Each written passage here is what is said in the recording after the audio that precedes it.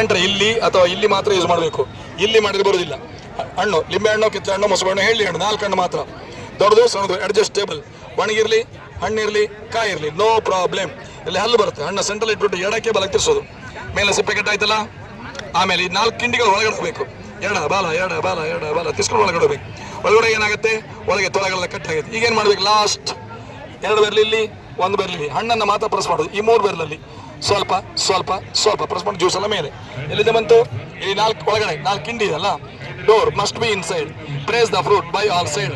The entire clean juice will come out within 1 second. Same procedure for lemon, sweet lemon, orange and tomato also. ಇದು ಹೊರತಾಗದ ಮೇಲೆ ಉಳಿಕೆ juice ಅದನ್ನು ಹಿಂಡಿ ತೆಗೀರಿ. Complete ಒಂದು ಹನಿ ಉಳಿಯಲ್ಲ. ಬೀಜ ಅಲ್ಲೇ ಇರ್ತದೆ. ಬೀಜ ಬೇರೆ, ಸಿಪ್ಪೆ ಬೇರೆ, ಸಬೇರು ಮಾಡಿ ಕೊಡ್ತಾಳೆ. ಆ ಥರ ಮೊಸರು ಹಣ್ಣು, ಕಿತ್ತಳೆ ಹಣ್ಣು.